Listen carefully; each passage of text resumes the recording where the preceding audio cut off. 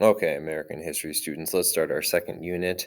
This is going to be called Boom to Bust. So you're going to see we are going to start post World War One, and we're going to continue all the way to and through the Great Depression. So this first lesson is going to focus on what effects did World War One have on the United States. So as always, we're going to be listening for causes and effects on American history. You're going to also notice this second one, but I'm going to explain it more once we get into lesson 5 of this unit, because that's where it's going to really start hitting home. And then at the end of this, you're going to have to write a paragraph similar to what you did in Unit 1, talking about just basic information.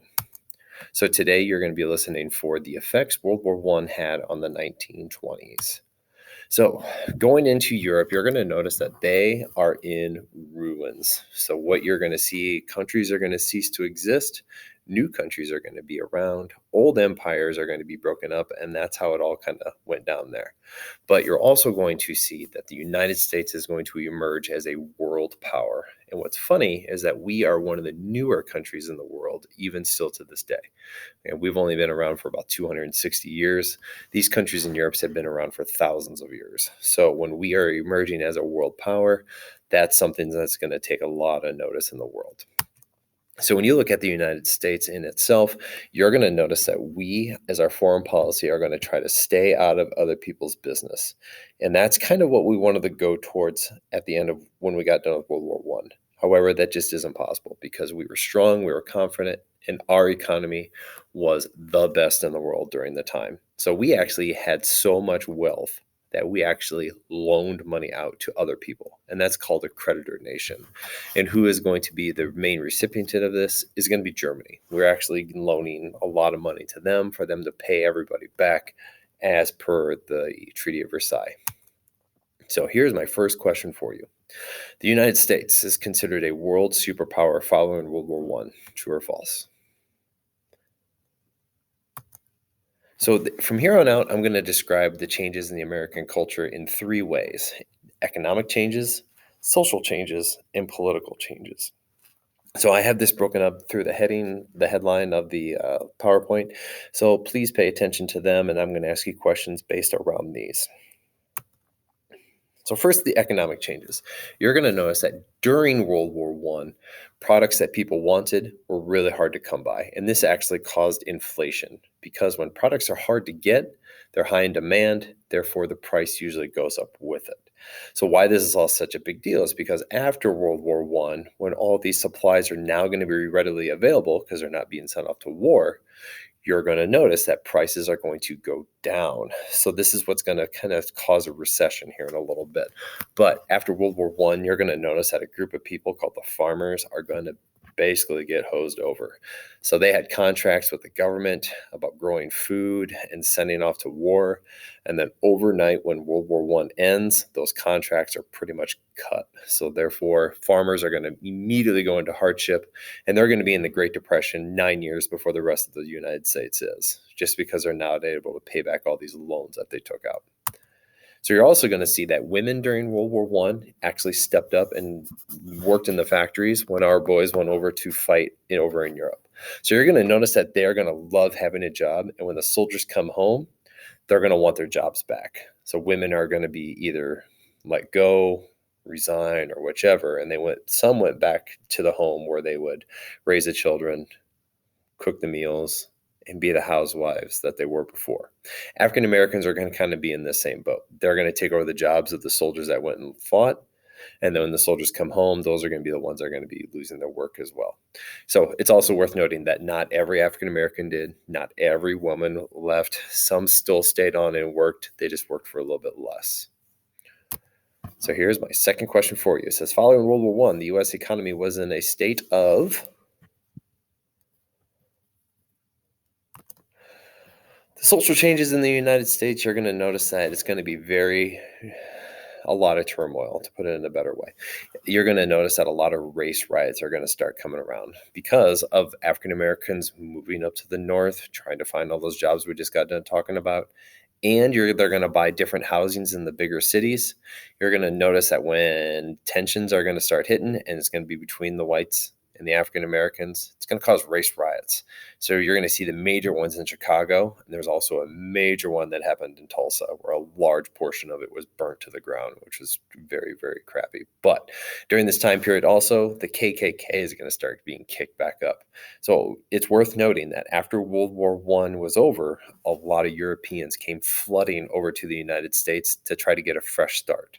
So now the KKK is going to shift towards the immigrants. You're going to notice that they're going to take on this nativist mentality, meaning you're not from the United States, I don't like you type of thing. So where you're going to see this is all going to start hitting into history repeating itself is with those immigrants coming over, people kind of didn't know what to think. So they were worried that they're going to bring communism with them. So communism is going to be a dramatic and very large challenge to the United States because it's completely the opposite of what we believe in capitalism. So where this all hits the fan is that our government is going to start limiting immigrants. You're going to see our government is going to basically lead the charge on these things called Palmer raids.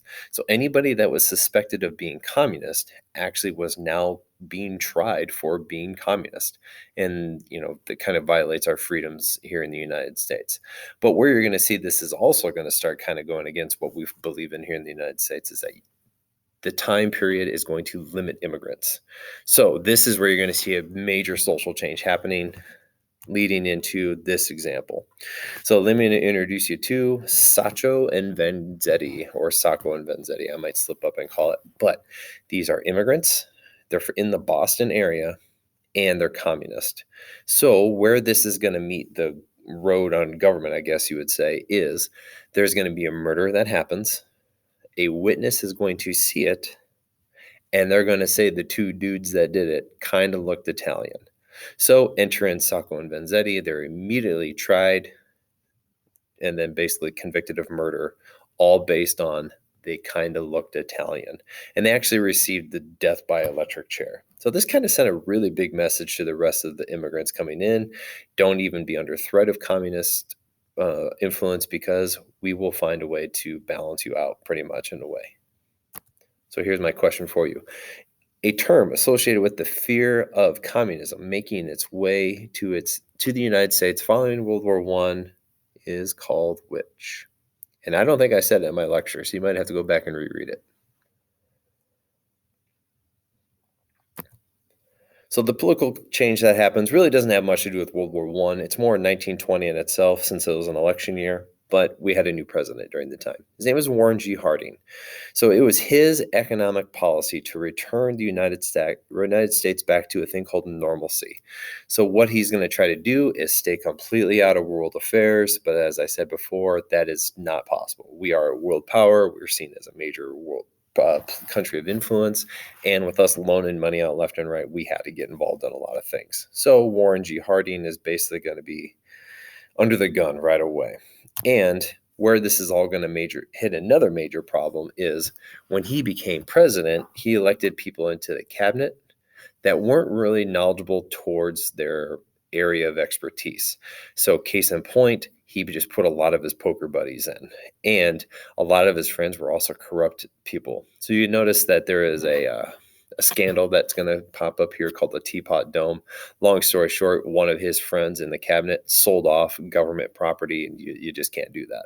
So this is going to be a major deal to him. But unfortunately, he also died of a massive heart attack shortly after he took office, which then shifted the presidency to his vice president, Calvin Coolidge. So when he becomes president, he actually is going to push the economy faster and higher than ever before. He's actually going to trim the national debt. He's going to trim the budget.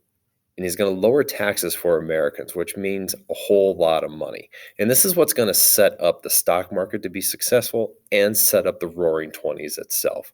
So why did the Roaring Twenties happen? Is because of Calvin Coolidge and what he did.